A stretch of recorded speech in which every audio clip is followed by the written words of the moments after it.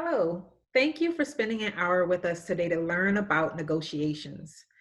It's our aim for today that you end this short course feeling more confident than ever about going into a negotiation.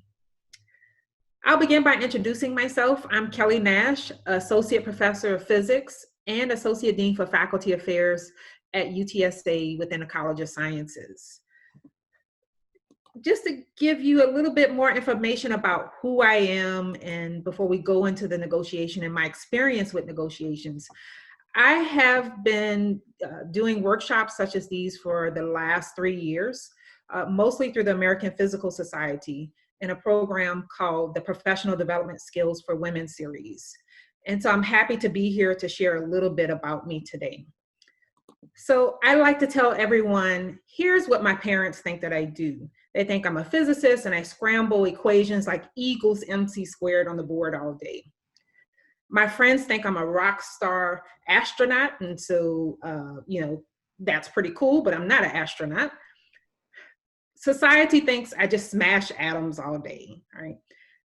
And what I really think I do is that I'm a scientist, I'm a woman, and so I really feel like I embody all of these famous female scientists that came before me.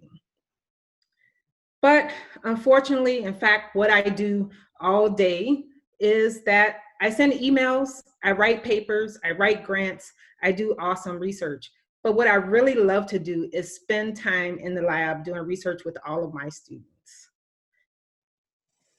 Shannon. Well, Kelly, mine doesn't look quite as interesting as yours, but I'm Shannon Heuberger, Assistant Vice Provost for Academic Initiatives at UTSA. My negotiation experience comes from years of negotiating legislation when working on federal policy. Currently, as an administrator, negotiating things like contracts and salaries, and most importantly, constant negotiations with my 6-year-old child.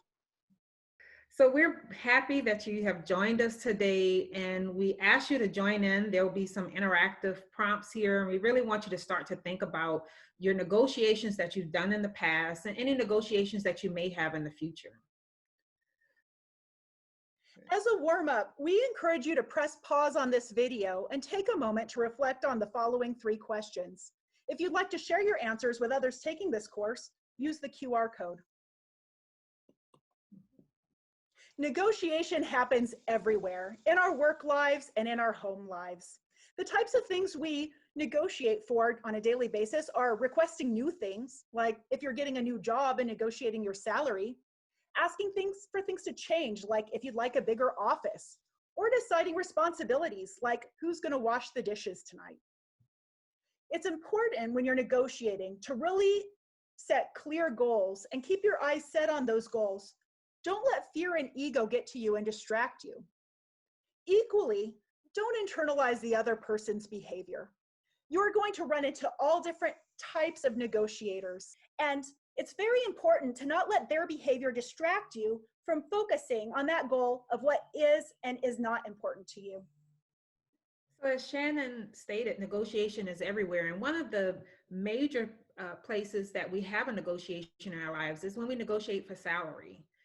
And the stakes are very high when we negotiate for salary.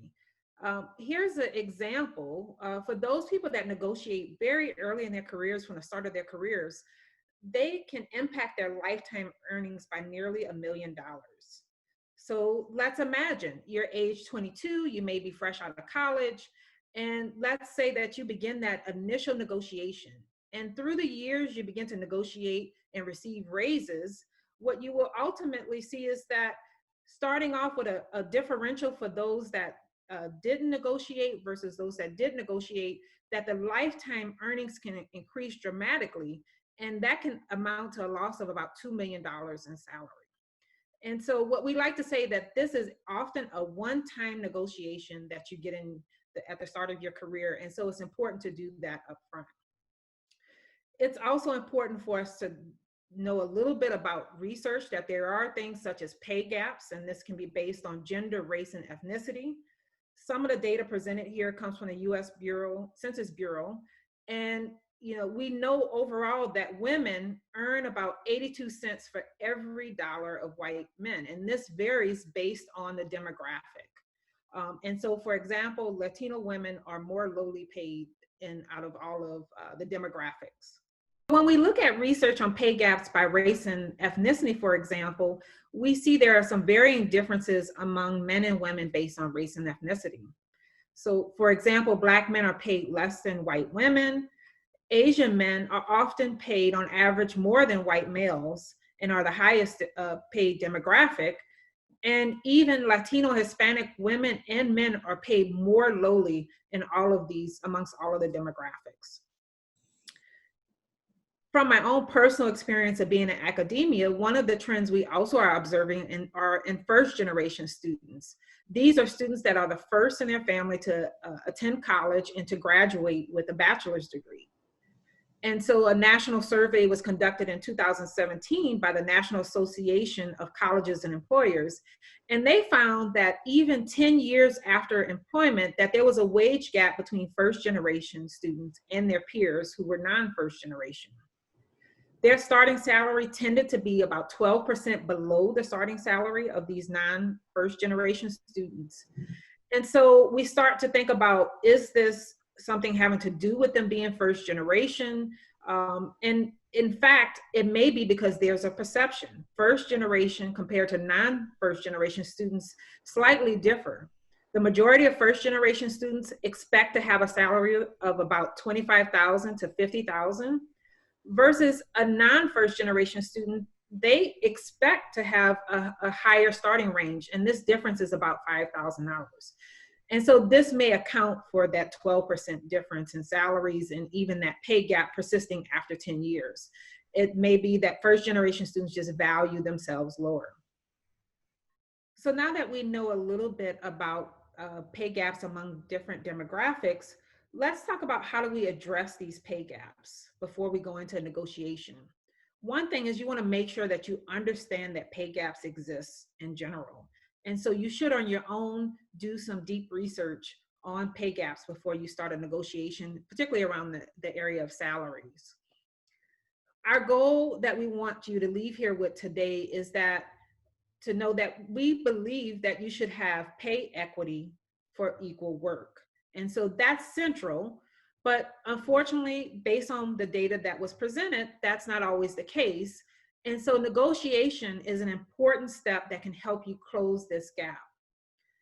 Let me reiterate again, equity and pay is what we want, but we'll talk about techniques today around negotiations that you can use around salaries and other areas of negotiation when it comes to careers.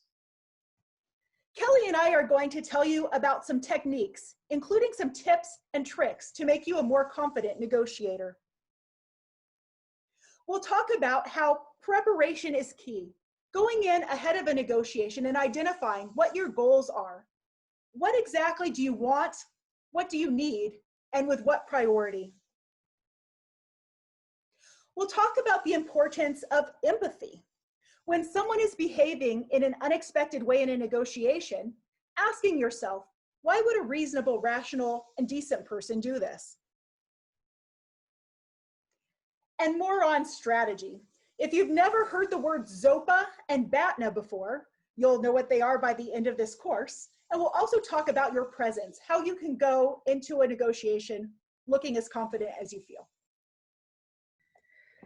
So what kind of tactics can you use in a negotiation? This is the fundamental question you should ask yourself before you start.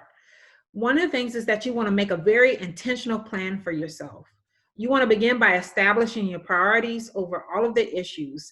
And don't forget to set high targets for your negotiation. What we want to do is say that instead of, I want to survive this conversation or this negotiation, rather we want to say, I want to find another way to get this person to do what I want out of this negotiation. Shannon, what tactics would you use in negotiating for a new car?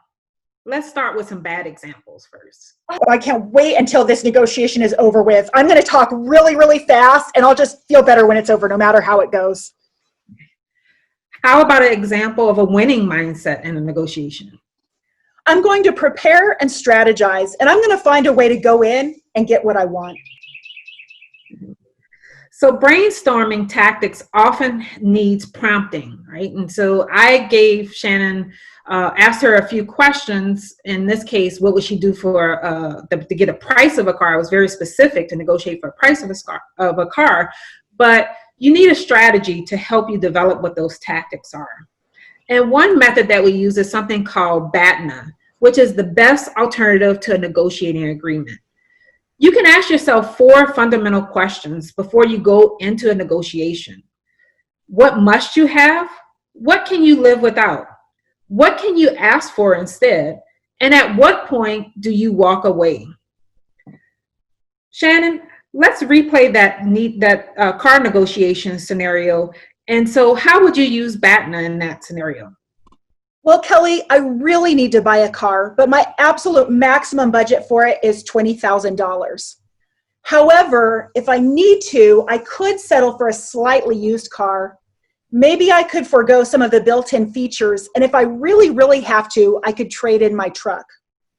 But if I can't find a car that's at least 2017 or newer within my price range, I'm going to have to walk away. Thank you, Shannon. So Shannon gave some very good examples of listing all of those 4 questions: what she needed to have, what she couldn't live without, what she could get instead, and when did she need to walk away. And so we just want to remind you, as you go through your BATNA and whatever negotiation you're working with, you want to write all of these down, and you want to rank them from importance greatest to least importance to yourself. And so sometimes asking yourself what you might want instead could be at the top of your list, and having your must-have at the bottom of the list. This is a part of the exercise. At the end of the day, we want you to think about what would you do to negotiate for a car, and use that as a good example to practice a negotiation. Negotiation occurs on 3 levels. You must know the issues around the negotiation or the person you're negotiating with. So for example, does the person have a fight or flight in them?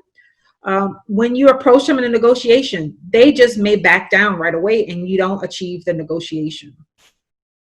What's the position of the person that you're negotiating with?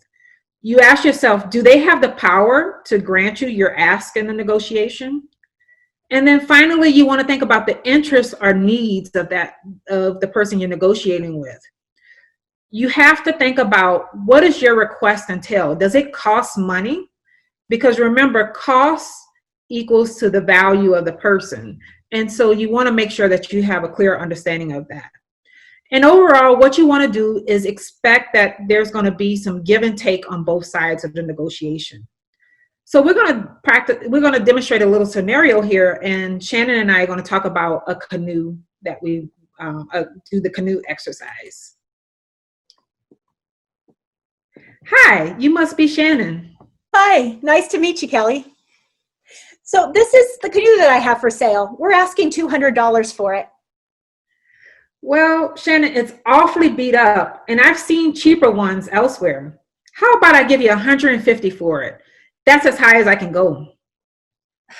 It's really a good deal at $200, Kelly. I mean, my grandpa made this thing by hand, and my sister and I have some of our best memories in this canoe. Thanks anyway. So that's one example of how the negotiation could go. And so in this case, Shannon decided to walk away from the negotiation because she set a price limit at $200, and I was pretty set at my $150. Now let's try again, where the buyer goes in with an open mind about the interests of the seller. And let's start again. Shannon, nice to meet you. Nice to meet you, Kelly. That's a beautiful canoe. It looks like excellent craftsmanship and looks to have been thought through a lot of adventure. Oh, thank you. Yeah, actually, my grandpa made it. It's been in the family a really long time. I'm really glad you love it. We're asking $200. Wow, it's obviously really special. Well, unfortunately, I have a budget. Is there any chance you could take $150? Well, I would like to see it get some use. Could you do $160? That sounds great. It's a deal. All right.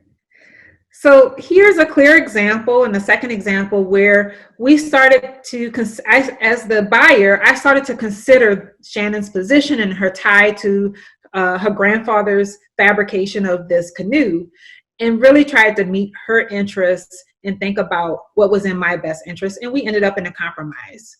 So this is a simple example, but you should think about other places and times you've negotiated and where you could have done this give and take in your negotiation.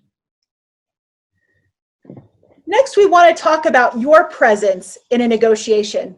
The last thing you want to look like is a fish out of water. So how can you look confident? Think about your head floating upwards, your shoulders dropped and your chest open, your arms free and your hands open, your feet grounded so you feel steady. Take deep breaths, breathing into the bottom of your lungs, and keep your facial expression neutral, smiling with your eyes. So let's try a quick exercise. Remember what Shannon said. Your body language and your facial expression has a whole lot to giving you advantage in a negotiation. So I'm going to show you a series of pictures, and I want you to think about keeping that neutral face and maintaining your body language.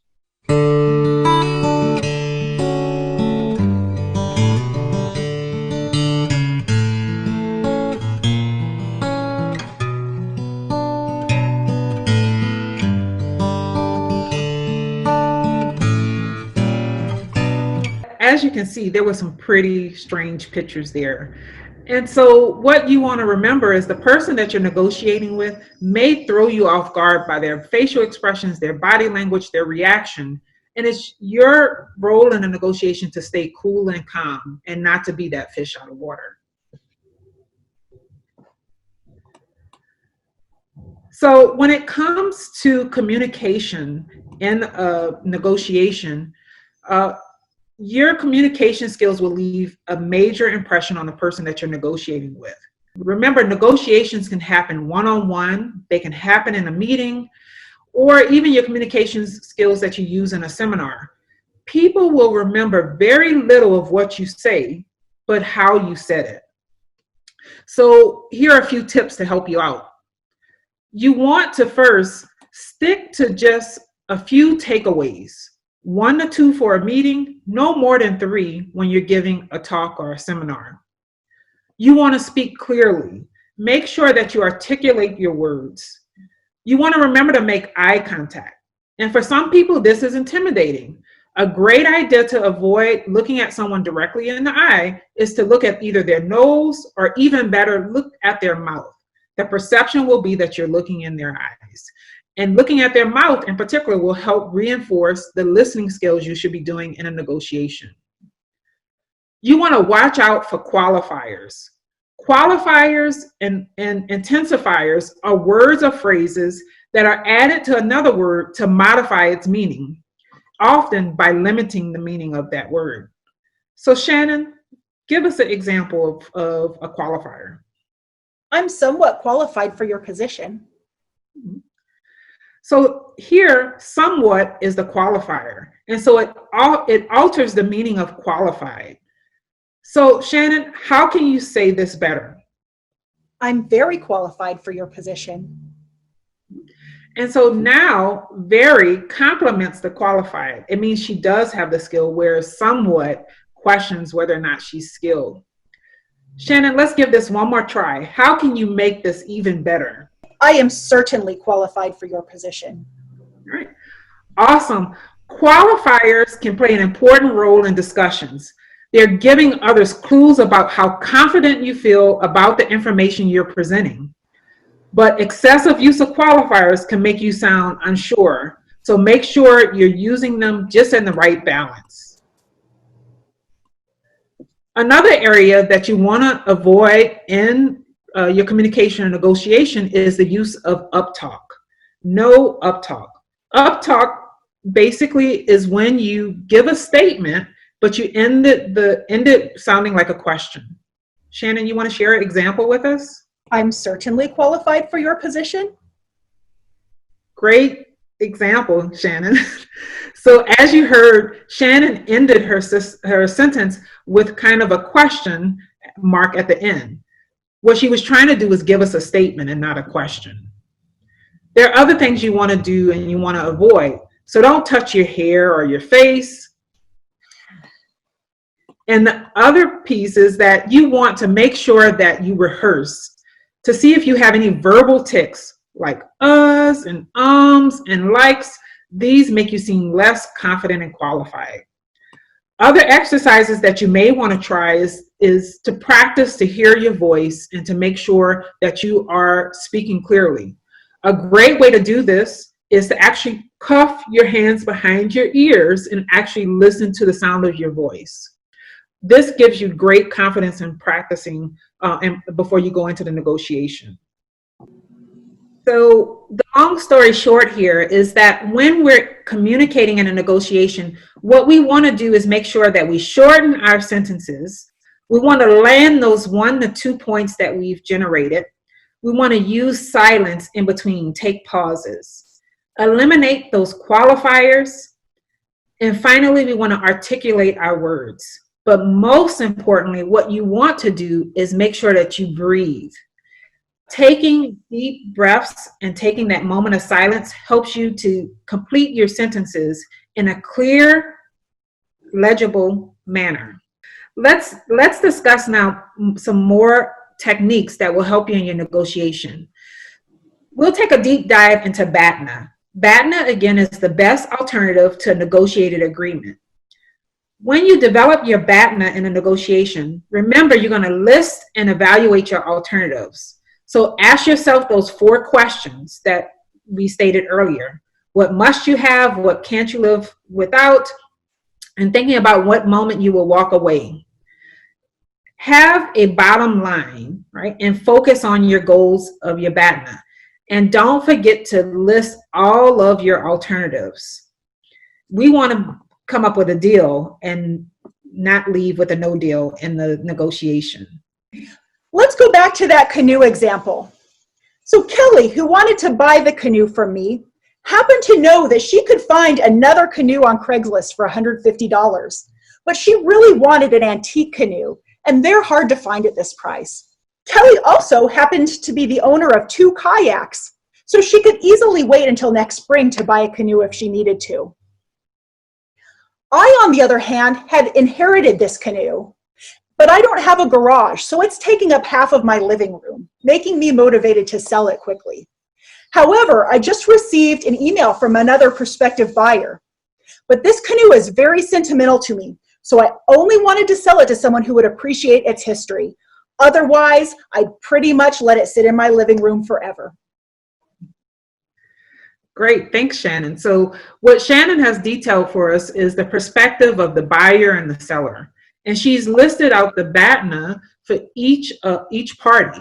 And so this is what you want to do for yourself and the person you are expecting to negotiate with before you go into the actual negotiation. So once you've established the BATNA, you want to use that BATNA and you want to basically come up with an anchoring strategy called ZOPA. ZOPA is called the zone of possible agreement. So within your BATNA, you've thought of all the alternatives, and now you can list them and use them to come up with that zone of possible agreement. The ZOPA has a reasonable upper limit that you will accept and a reasonable lower limit that you will accept. And so I want to emphasize that this is not just based off a salary. There are lots of things you can negotiate for particularly around careers and jobs. So this could include benefits, this could office space, furniture, your professional development, and continuing education, as well as work hours. For example, you may only want to work 4 12-hour days versus 5 days a week. So you need to establish all of those alternatives for yourself. And remember, you want to have at least 3 items before you go into the negotiation. Here's an example of ZOPA. We have an engineer who is interviewing for a job with the company. The engineer has laid out their BATNA. So their other alternatives, for example, include what's the salary they will take for a least desirable job versus a highly desirable job and the lower salary they would accept. And then when will they walk away from that job and just put themselves back on the market? If we compare that to the company's BATNA that the engineer has laid out, is that knowing perhaps that the company, based off of some research on the pay scales, knowing that there's a salary of 120K versus a maximum of 140K within that company. And then also continuing and looking for new candidates from the company's end. So these are the positions that both parties will take in a negotiation. And what you're trying to achieve is that ZOPA. What is that possible agreement that you both can reach? And that's how you seal the deal for the job. Some further strategies in terms of negotiating. You want to listen when you're negotiating. First of all, you want to focus on what the other person is saying. You want to do this because you're listening for information that's not obvious to you or that you didn't know ahead of the negotiation. You also want to pay attention to the ABEX, and particularly on 3 parts. You want to acknowledge through listening. You want to empathize through listening. And particularly that's using your facial expressions and your body language shows that you're paying attention. And then you want to summarize. So you want to be able to reiterate what was happening in the discussion. That can often come in the form of asking questions. How do you practice listening? Well, here are a few tips. So you may want to be silent for 3 minutes a day, or listen for channels. So in a noisy place or like a park, and listening to birds chirp, and focus on the quality of the sound. Because often, or what may happen, is that the person you're negotiating with may be very monotone. So you want to savor those mundane sounds so that you're really paying attention and not tuning out when the person is speaking. On the opposite end of listening is responding during the conversation. And of course, you have to be able to do the give and take discussion in a negotiation. So here are a few tips. You want to mirror, for example, the other person's words as a question, and then you can wait for a response. So for example, Shannon, we are looking for a bright, energetic individual to join our company to help our marketing division grow. So it seems like from what I'm hearing, growth in your marketing division is one of your company's key goals for this year. I'd love to tell you about my years of experience that prepare me to do just that. Great. So Shannon took a moment to reiterate, because she was listening, that the marketing division was a key strategy area for my company. And she took a moment to emphasize what she could bring to the table. You also want to label the feelings of the person positively. You want to say phrases like, it seems like. You're affirming what the other party is saying. And Shannon did that. She said, it seems like growth in the market division. So she affirmed and gave that positive feeling to me that she was enthusiastic about our company's goals. And then you want to summarize with trigger words. That's right. Instead of saying you're right, you want to say that's right, because you're connected with the organization or the person you're negotiating with. And of course, we want to master the word no. Oftentimes when we hear no, we think that that's the end of the negotiation and we walk away. That's not really the case.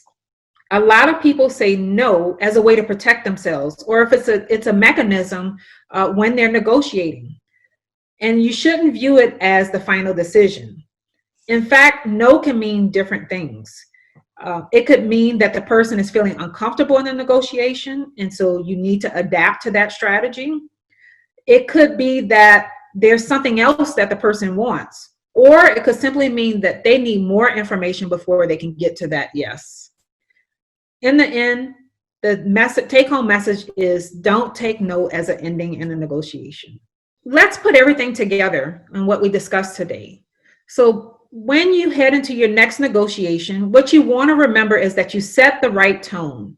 You breathe deeply, release the stress, and put that into the positive energy of the negotiation.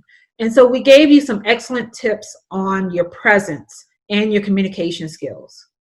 Make sure you build affiliation. So do some research on whatever person or company you're negotiating with. And then find out all of those ways to justify your requests. Remember to stay away from those qualifiers. You bring value to the negotiation and whatever you bring value in whatever you're negotiating for.